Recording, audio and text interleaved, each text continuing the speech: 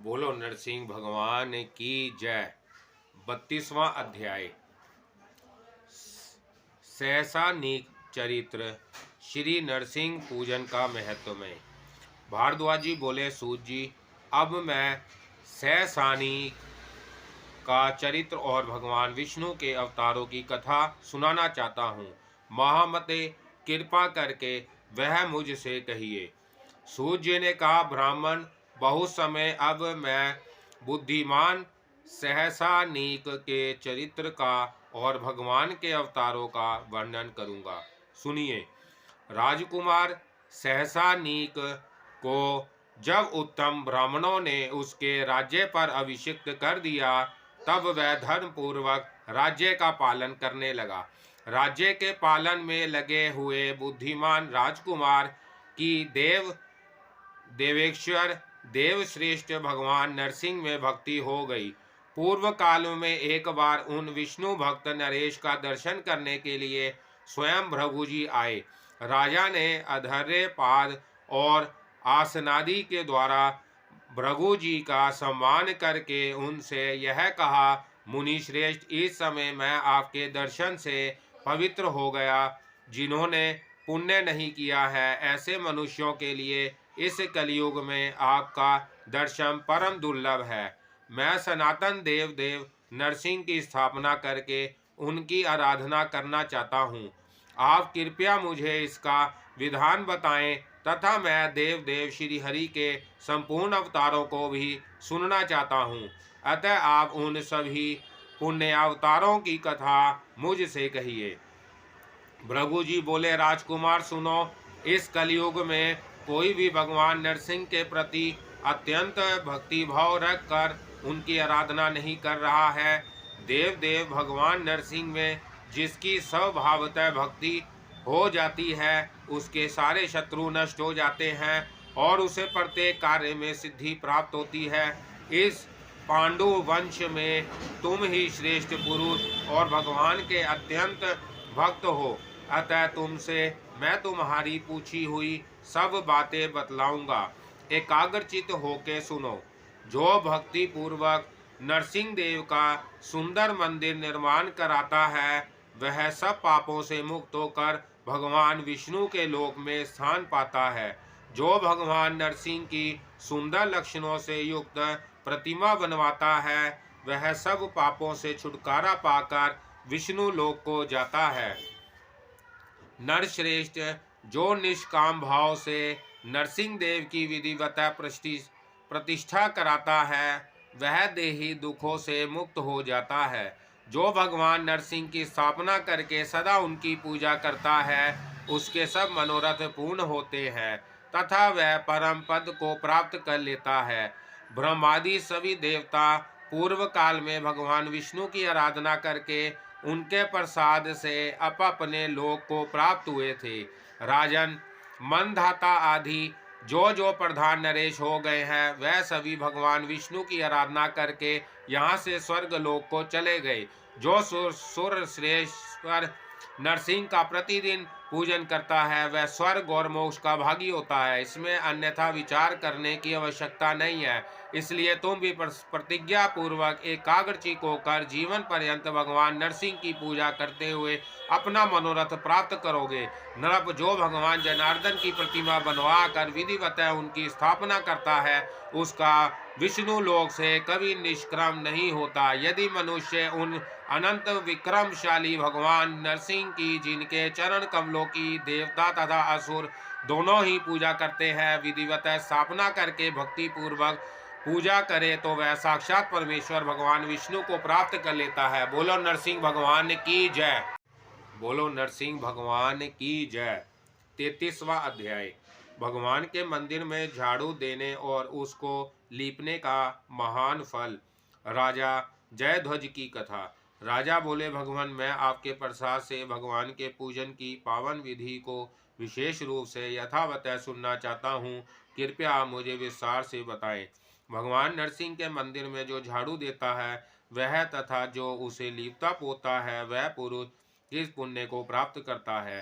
केशव को शुद्ध जल से स्नान कराने पर कौन सा पुण्य प्राप्त होता है?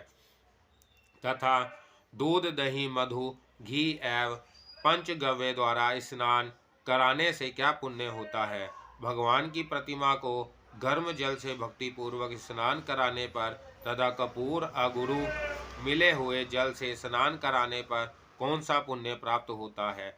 भगवान को अर्घ्य देने से, पाद और आचमन अर्पण करने से, मंत्रोच्चारण पूर्वक नहलाने से और वस्त्र दान करने से क्या पुण्य होता है? चंदन और केसन द्वारा पूजा करने पर तथा फूलों से पूजा करने पर क्या फल होता है? तथा धूप और दीप देने का क्या फल है?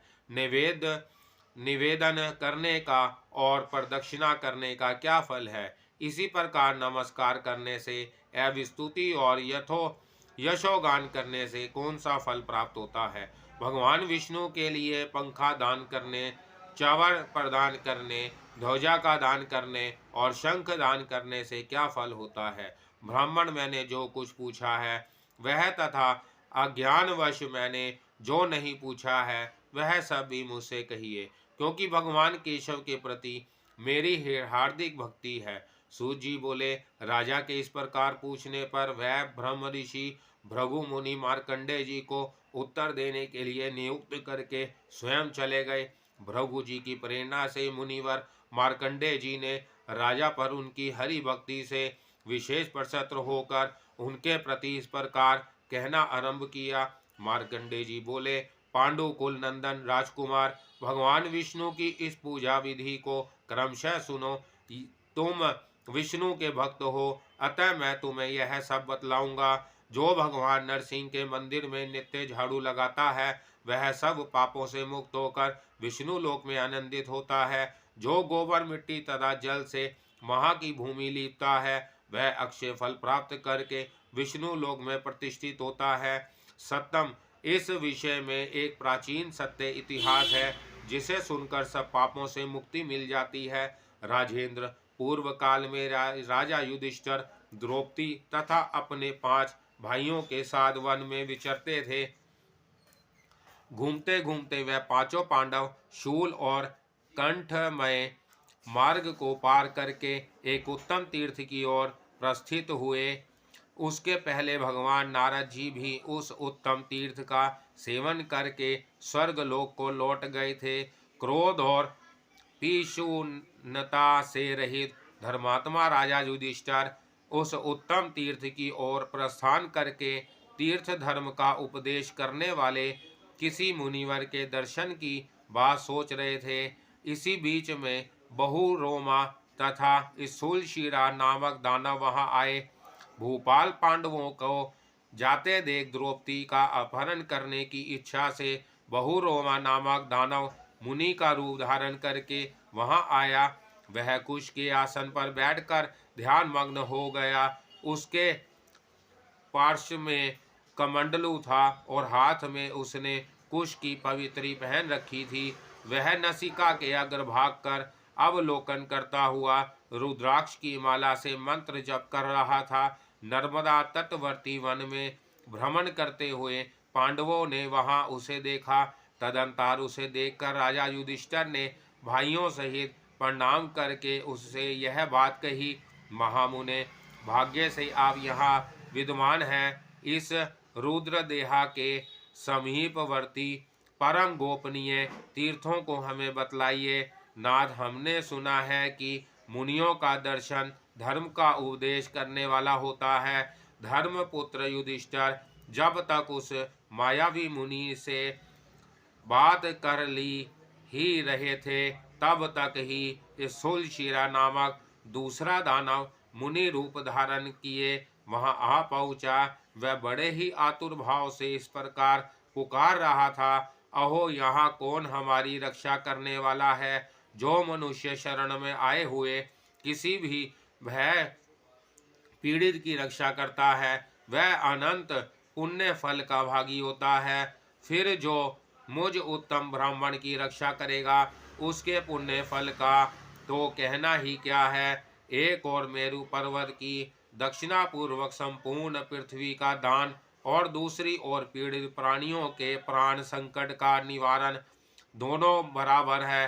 जो पुरुष दुष्टों द्वारा सताए जाते हुए ब्राह्मण, गौ, स्त्री और बालकों की उपेक्षा करता है, वह रौरव नरक में पड़ता है। मेरा सर्व सब लूट लिया गया है। मैं दानवों से अपमानित होकर प्राण त्याग देने को उद्यत हूँ। इस समय कौन ऐसा वीर पुरुष है जो मेरी रक्षा कर सके? दुष्ट दानव ने मेरी स्फटिक की माला, सुंदर कमंडलू और मनोहर खाट छीन कर मुझे थप्पड़ से मारा है और सर्व सब लूट लिया है। इस प्रकार के कातर वचन सुनकर पांडव हड़बड़ा गए। वह रोमांचित हो आग जलाकर उस मुनि के पीछे चले। द्रौपदी को उन दोनों ने पहले वाले महात्मा मुनि के पास ही छोड़ दिया और स्वयं रोष से भरकर वहां से बहुत दूर निकल गए। तदंतर युधिष्ठिर ने कहा, हमें तो यहाँ कुछ भी दिखाई नहीं देता। अर्जुन, तुम द्रौपदी की रक्षा के लिए यहाँ से लौट जाओ। तब भाई के वचन से प्रेरित होकर अर्जुन वहां से चल दिए। राजन, फिर राजा युधिष्ठिर ने उस गहन वन के भीतर सूर्य मंडल की ओर देखकर यह सत्य वचन कहा, मेरी सत्यावादिता पुण्य कर्म तथा धन पूर्वक भाषण करने से संतुष्ट होकर देवगण संशय में पड़े हुए मुझको सत्य बतला दे। राजन, युधिष्ठिर के यो कहने पर आकाश में इस प्रकार का शब्द हुआ। यद्यपि यहाँ बोलने वाला कोई व्यक्ति नहीं था। महाराज, यह दानव है। स्थूलशिरा नामक मुनि तो सुखपूर्वक है, उन पर किसी के द्वारा कोई उपद्रव नहीं है। यह तो इस दुष्ट की माया है। तब भीम ने अत्यंत क्रोध से युक्त हो उस भागते हुए दानव के मस्तक पर बड़े वेग से मुष्टि प्रहार किया। फिर तो दानव ने भी अपना रौद्र रूप धारण किया और भीम को मुक्का मारा। इस प्रकार भीम और दानव में वहां दारुण संग्राम छिड़ गया। भीम ने उस वन में बड़े कष्ट से उसके स्थूल मस्तक का छेदन किया। इधर अर्जुन भी जब मुनि के आश्रम पर पहुंचे तब वहां उन्हें ना तो वह मुनि दिखाई दिया और ना प्राण प्रिया साध्वी भार्या द्रौपदी ही दिख पड़ी। तब अर्जुन ने वक्षस्थल पर चढ़कर ज्यों ही इधर उधर दृष्टि डाली त्यों ही देखा कि एक दानव द्रौपदी को अपने कंधे पर बिठाकर बड़ी शीघ्रता से भागा जा रहा है और उस दुष्ट के द्वारा हरी गई द्रौपदी कुरकरी की भांति हाँ धर्मपुत्र, हाँ भीम इत्यादि रटती हुई विलाप कर रही है। द्रौपदी को उस अवस्था में देखकर वीर अर्जुन अपनी आवाज से दिशाओं को गूंजते हुए चले। उस समय उनके बड़े वेग से पैर रखने के कारण अनेकानेक वृक्ष गिर गए। तब वह दैत्य भी उस टांगवी को छोड़कर अकेला ही वेग से भागा। तथापि अर्जुन ने क्रोध के कारण उस असुर का पीछा ना छोड़ा। भागते भागते वह दानव एक जगह पृथ्वी पर गिर पड़ा और गिरते ही चार भुजाओं से युक्त हो शंख तथा चक्र आदि धारण किए पीताम्बरधारी विष्णु के रूप में दिख पड़ा। तब कुंती नंदन अर्जुन बड़े ही विस्मित हुए और प्रमाण करके बोले। अर्जुन ने कहा, भगवान, आपने यहाँ वैष्णवी माया क्यों फैला रखी थी? मैंने भी जो आपका अपकार किया है उसके लिए हे नाथ मेरे अपराध को क्षमा करें। आपको नमस्कार है हे जगन्नाथ। अज्ञान के कारण ही मैंने यह दारुण कर्म किया है, इसलिए इसे क्षमा कर दें। भला एक साधारण मनुष्य में इतनी समझ कहाँ हो सकती है जिससे आपको अन्य वेश में भी पहचान ले। चतुर्भुज बोला, महाबाहो, मैं विष्णु नहीं बहुरोमा नामक दानव हूँ। मैंने अपने पूर्व कर्म के प्रभाव से भगवान विष्णु का स्वरूप प्राप्त किया है। अर्जुन बोले, बहुरोमन, तुम अपने पूर्व जन्म और कर्म का ठीक ठीक वर्णन करो। तुमने किस कर्म के परिणाम से विष्णु का स्वरूप प्राप्त किया है? चतुर्भुज बोला, महाभाग अर्जुन, आप अपने भाइयों के साथ मेरे अत्यंत विचित्र चरित्र को सुनिए। यह श्रोताओं के आनंद को बढ़ाने वाला है। मैं पूर्व जन्म में चंद्रवंश में उत्पन्न जयध्वज नाम से विख्यात राजा था। उस समय सदा ही मैं भगवान नारायण के भजन में लगा रहता और उनके मंदिर में झाड़ू लगाया करता था। प्रतिदिन उस मंदिर को लीपता और वहां दीप जलाया करता था। उन दिनों वातिहोत्र नामक एक साधु ब्राह्मण मेरे यहाँ पुरोहित थे। प्रभु, वह मेरे इस कार्य को देखकर बहु विस्मित हुए। मार्कंडे जी बोले, एक दिन वेद वेदांगों के पूर्ण विधान पुरोहित विधिहोत्र जी ने बैठे हुए उन विष्णु भक्त राजा से इस प्रकार प्रश्न किया। परम धर्मज्ञ भूपाल, हरि भक्ति पारायण श्रेष्ठ, आप विष्णु भक्त पुरुषों में सबसे श्रेष्ठ हैं, क्योंकि आप भगवान के मंदिर में प्रतिदिन झाड़ू तथा लेप दिया करते हैं। अतः महाभाग, आप मुझे बताइए कि भगवान के मंदिर में झाड़ू देने और वहां लीपने पोतने का कौन सा उत्तम फल आप जानते हैं। यद्यपि भगवान को अत्यंत प्रिय लगने वाले अन्य कर्म भी हैं ही, तथापि महाभाग, आप इन्हीं दो कर्मों में सदा सर्वथा लगे रहते हैं। नरेश, यदि आपको इनसे होने वाला महान पुण्य रूप फल ज्ञात हो और वह छिपने योग्य ना हो, तथा यदि आपका मुझ पर प्रेम हो, तो अवश्य ही उस फल को मुझे बतलाइए। जयध्वज बोले, विप्रवर, इस विषय में आप मेरा ही पूर्व जन्म का चरित्र सुने। मुझे पूर्व जन्म की बातों का स्मरण है, इसी से मैं सब जानता हूँ। मेरा चरित्र श्रोताओं को आश्चर्य में डालने वाला है। विपेंद्र, पूर्व जन्म में मैं रेवत नामक ब्राह्मण था, जिनको यज्ञ करने का अधिकार नहीं है, उनसे भी मैं सदा ही यज्ञ कराता था और अनेकों गांवों को पुरोहित था। इतना ही नहीं, मैं दूसरों की चुगली खाने वाला, निर्दय और नहीं बेचने योग्य वस्तुओं का विक्रय करने वाला था। निषिद्ध कर्मों का आचरण करने के कारण मेरे बंधनों से मुझे त्याग दिया था। मैं महान पापी और सदा ही ब्राह्मणों से देश रखने वाला था। पराई स्त्री और पराये धन का लोभी था। प्राणियों की हिंसा किया करता था। सदा ही मद पीता और ब्राह्मणों से देश रखता था। इस प्रकार मैं प्रतिदिन पाप में लगा रहता और बहुधा लूट-पाट भी करता था। एक दिन रात में स्वेच्छाचारिता के कारण मैं कुछ ब्राह्मण पत्नियों को पकड़कर एक सूने ठाकुर मंदिर में ले गया। उस मंदिर में कभी पूजा नहीं होती थी। वहां स्त्रियों के साथ रमण करने की इच्छा में मैंने अपने वस्त्र के किनारे से उस मंदिर का कुछ भाग बुहार कर साफ किया और हे द्विजोत्तम प्रकाश के लिए दीप जलाकर रख दिया। उससे भी मेरा सारा पाप कर्म नष्ट हो गया। ब्राह्मण, इस प्रकार जब मैं उस विष्णु मंदिर में भोग की इच्छा से ठहरा हुआ था, उसी समय वहां दीपक देखकर नगर के रक्षक आ पहुँचे और यह कहकर कि यह किसी शत्रु का दूत है, यहाँ चोरी करना आया है, उन्होंने मुझे पृथ्वी पर गिरा दिया तथा तीखी धार वाली तलवार से मेरा मस्तक काट कर वह चले गए।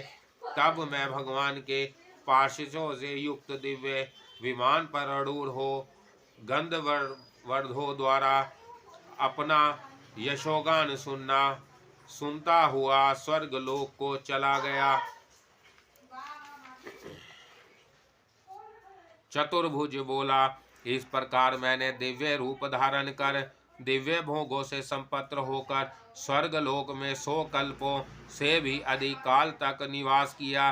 फिर उसी पुण्य के भोग से चंद्रवंश में उत्पन्न जयध्वज नाम से विख्यात कमल के समान नेत्रों वाला राजा हुआ। उस जन्म में भी कालवश मृत्यु को प्राप्त होने पर मैं स्वर्गलोक में आया।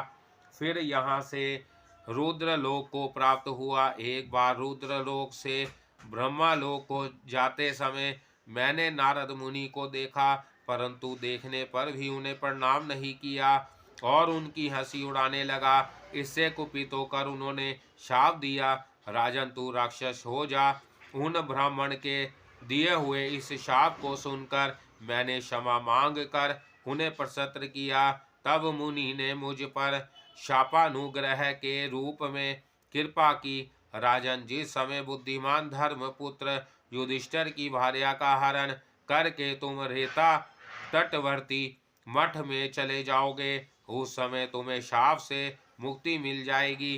भूपाल धर्मपुत्र युधिष्ठिर अर्जुन, मैं वही राजा जयध्वज हूँ। इस समय भगवान विष्णु के स्वरूपे को प्राप्त हुआ हूँ। अब मैं निश्चय ही वैकुंठ धाम में जाऊंगा। मार्कंडे जी बोले।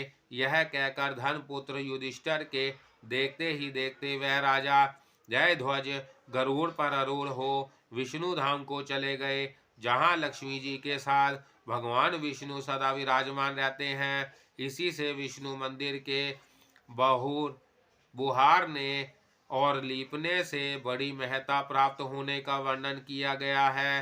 काम के वशीभूत होकर भी जिस कर्म को करने से ऐसी दिव्य संपत्ति प्राप्त कर ली, उसी को यदि भक्तिमान और शांत पुरुष करे तथा भली भांति भगवान का पूजन करे, तो उनको प्राप्त होने वाले फल के विषय में क्या कहना है। सूत जी बोले। मार्कंडे जी के उपयुक्त वचन सुनकर पांडु वंश में उत्पन्न राजा सहस्त्रनीक भगवान के पूजन में संलग्न हो गए।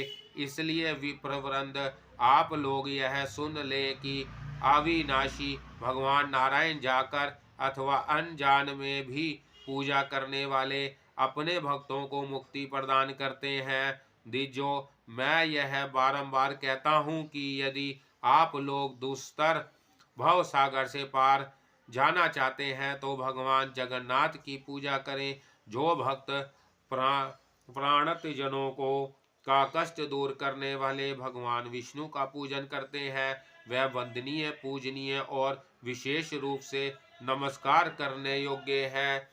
बोलो नरसिंह भगवान की जय।